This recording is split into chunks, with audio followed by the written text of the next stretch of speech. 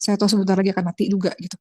Jadi apa yang patut disombongkan, apa yang patut dipertontonkan di hadapan banyak orang, apa yang patut ditinggikan, jabatanmu, popularitasmu, kekayaanmu, sekejap mata Allah cabut dan kamu mati juga gitu. Jadi orang-orang yang ingat mati dia pasti punya karakter yang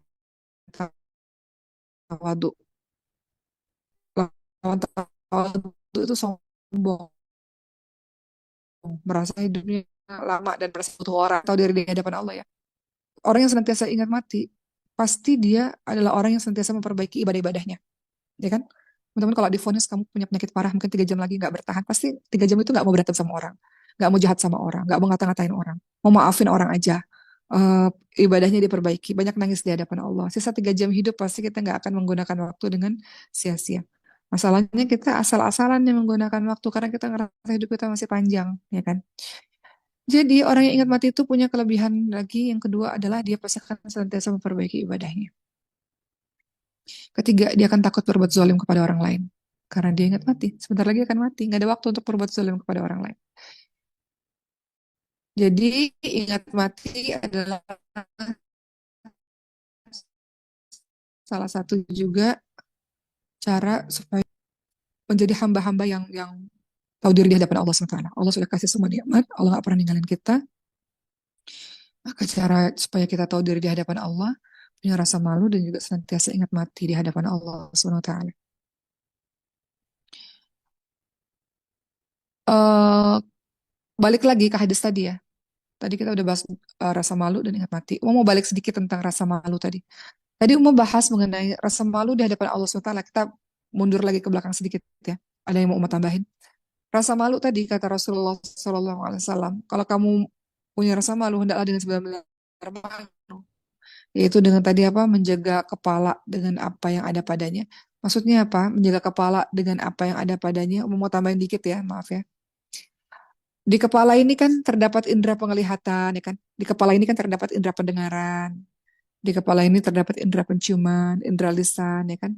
Kepala ini juga menyimpan berbagai macam ambisi dan keinginan. Kalau orang merasa malu kepada Allah, maka dia akan menjaga hasrat keinginan semua organ yang ada di kepalanya. Dia akan menjaga pendengarannya, tidak akan mendengarkan apa-apa yang Allah benci. Dia akan menjaga pandangannya, tidak akan melihat sesuatu yang menimbulkan kemurkaan Allah. Dia jaga lisannya, nggak akan berbicara sesuatu yang Allah nggak suka.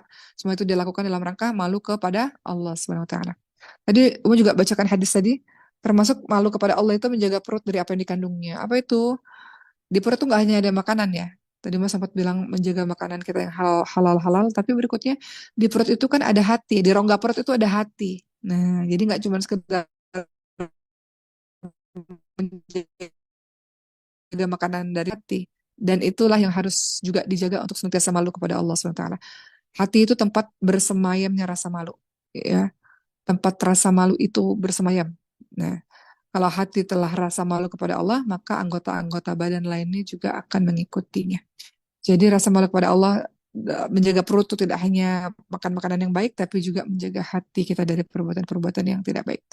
Apa kata Rasulullah? Sesungguhnya dalam jasad itu ada segumpal daging. Apabila daging itu baik, maka anggota tubuh akan baik. Apabila daging itu rusak, maka seluruh anggota badan juga akan rusak dan daging itu bernama hati. Ya, gitu ya teman-teman semua.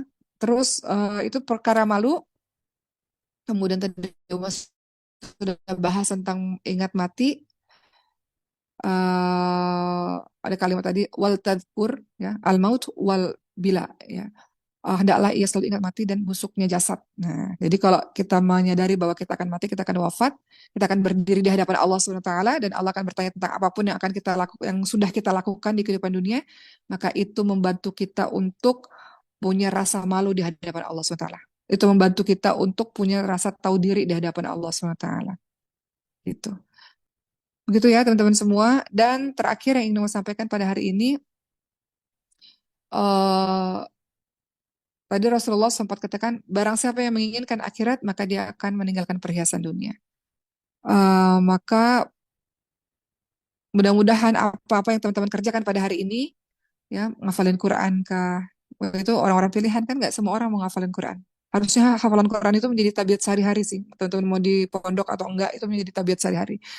Barang siapa yang menginginkan kehidupan akhirat, maka dia akan meninggalkan perhiasan dunia. Salah satunya adalah sibukkan diri dengan amalan-amalan soleh.